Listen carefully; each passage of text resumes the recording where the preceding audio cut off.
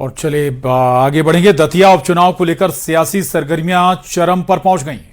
BJP और कांग्रेस प्रत्याशियों ने नामांकन भर दिया है आज और बीजेपी प्रत्याशी आशुतोष तिवारी के नामांकन में CM doctor Mohan Yadav, BJP के प्रदेश अध्यक्ष हेमंत खंडेलवाल, नरोत्तम मिश्रा समेत बीजेपी के तमाम दिग्गज नेता मौजूद रहे। उधर कांग्रेस ने भी पूरी ताकत झोंकते हुए अपने उम्मीदवार घनश्याम सिंह का नामांकन दाखिल किया। नामांकन के दौरान कांग्रेस ने शक्ति प्रदर्शन भी किया और इसमें प्रदेश कांग्रेस अध्यक्ष जीतू पटवारी, नेता प्रतिपक्ष उमंग सिंघार समेत पार्टी के कई नेता मौजूद रहे। दतिया उपचुनाव के लिए बीजेपी और कांग्रेस दोनों ही जीत का दावा कर रही है।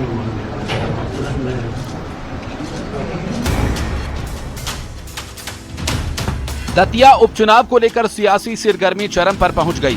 कांग्रेस प्रत्याशी घनश्याम सिंह ने नामांकन दाखिल कर दिया। नामांकन के दौरान कांग्रेस ने शक्ति प्रदर्शन किया, जिसमें प्रदेश कांग्रेस अध्यक्ष जीतू पटवारी, नेता प्रतिपक्ष उमंग सिंघार समेत पार्टी के कई वरिष्ठ नेता मौजूद रहे। नामांकन के बाद कांग्रेस की ओर से जनसभा का आयोजन भी किया गया, जिसमें कांग्रेस के दिग्गज नेता मौजूद रहे। इस दौरान कांग्रेस नेताओं ने बीजेपी पर जमकर हमला बोला। राजेंद्र भारती जी के निवास से हम एक साथ एक ही मध्य प्रदेश की राजनीति परिवर्तन का दौर की शुरुआत मां पीताम्बरा की इस नगरी से है। कांग्रेस पार्टी 25,000 से ऊपर चुनाव जीतेगी। अब आए, हमारे साथ भी आए। तो बीजेपी ने प्रत्याशी कितने दिन पहले घोषित किया? एक दिन पहले जब उनका हुआ, दूसरे दिन मेरा हो गया, कांग्रेस का हो गया। कोई संभाल ले, कोई फर्क नहीं पड़ता। जनता मुद्दों को जानती है, जनता परेशान है, जनता बदलाव के लिए वोट देगी। कांग्रेस पार्टी के विधायक हमारे भारती साहब पहले भी थे और भारतीय जनता पार्टी ने गलत तरीके से सीट को शून्य करवाया, चुनाव झोंक दिया। चुनाव में जनता झोंक दी है। अब आगे भी जो चुनाव होगा उसमें भी हमारे एमएलए जीतेंगे। उधर बीजेपी प्रत्याशी आशुतोष तिवारी पर्चा दाखिल करने पहुंचे। CM doctor Mohan Yadav, BJP के प्रदेश अध्यक्ष हेमंत खंडेलवाल समेत बीजेपी के कई बड़े नेता उनके साथ खड़े नजर आए। नामांकन के दौरान बीजेपी ने शक्ति प्रदर्शन भी किया। बीजेपी ने साफ कर दिया कि दतिया की जनता बीजेपी पर भरोसा करेगी और बीजेपी प्रत्याशी को जिताएगी।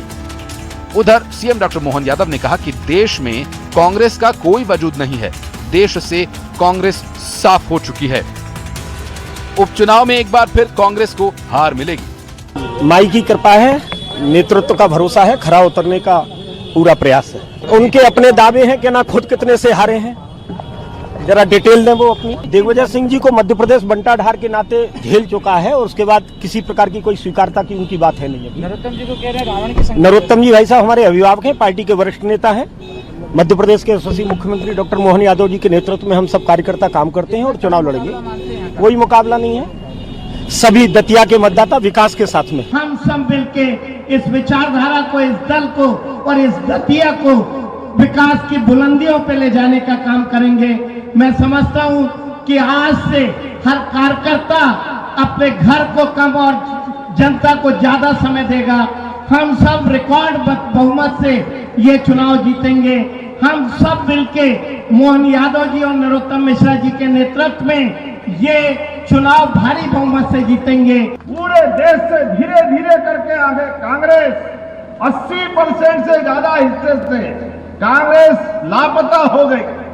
अब तो कई राज्यों में, हमारे राज्य में 20 साल से, गुजरात में 25 साल से, असम में 15 साल से, अब तो जहां भाजपा जीतती है, भाजपा के अलावा कांग्रेस का अता पता नहीं लगता। दतिया उपचुनाव के लिए 30 जुलाई को वोटिंग होनी है। 3 अगस्त को नतीजे आएंगे। अब देखना ये होगा कि दतिया उपचुनाव में किसके सिर सजेगा ताज। Bureau report, news 18। दतिया में नामांकन के बाद बीजेपी की एक जनसभा भी हुई और इस दौरान नरोत्तम मिश्रा अपने संबोधन के दौरान भावुक हो गए और उनकी आंखों से आंसू निकल आए। नरोत्तम मिश्रा ने रैली संबोधित करते हुए कांग्रेस पर निशाना साधा और कहा कि हम सब आशुतोष तिवारी के साथ खड़े हैं। ये कहते ही उनकी आंखों से आंसू निकल आए और कहीं ना कहीं टिकट कटने का दर्द भी छलकता हुआ नजर आया।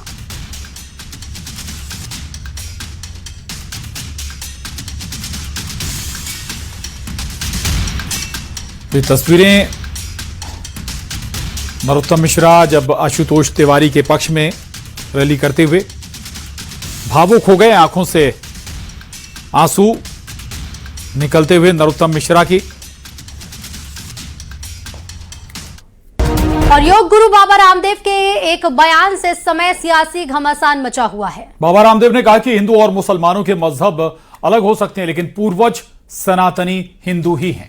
और इसलिए हिंदू राष्ट्र के नाम पर किसी को डरने की जरूरत नहीं है। बस जैसे ही ये बयान सामने आया, छिड़ गई बयानबाजी की जंग। और कांग्रेस ने सवाल उठाए, AIMIM ने पलटवार किया, शिया धर्म गुरुओं ने कड़ा जवाब दिया। सवाल यह है कि क्या पूर्वजों की चर्चा सामाजिक एकता का संदेश है या फिर एक बार फिर हिंदू मुस्लिम बहस को सियासी रंग दिया जा रहा है। हमारे मजहब अलग हो सकते लेकिन पूर्वज तो एक ही है। हम गीत में प्रवेश कर रहे थे तब मुझे गुरुदेव भगवान ने वहां पर भी लिखा हुआ है, यहाँ पर भी लिखा हुआ है, हिंदू राष्ट्र के नाम पर किसी को डरने की जरूरत नहीं है। हम सभी के पूर्वज सनातनी हिंदू आर्यवैद। कुछ लोग कहते हैं हिंदू राष्ट्र बन जाएगा तो मुसलमान कहां जाएंगे, मुसलमान कहां जाएंगे, अपने पूर्वजों की परंपरा को अपनाओ। अरे जो अपने बात का नहीं हुआ किसी का नहीं हो सकता।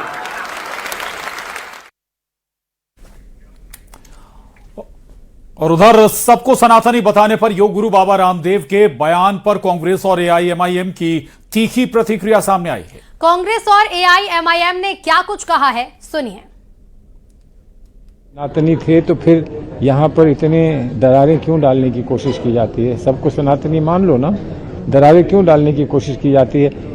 कभी इधर कभी उधर की बात क्यों होती है? ये एक सवाल है ना। तो वो पहले वो खुद तय कर ले, पहले वो क्या है और वो किस समाज से बिलोंग करते हैं, उसके बाद फिर औरों से बात करें। यार बाबा सुनो बाबा, मुसलमान डरता किसी के बाप से भी नहीं है। ये तो हम संविधान का सम्मान करते हैं, कायदे कानून का पालन करते हैं, अपनी बात को कायदे कानून के दायरे में रहकर रखते हैं।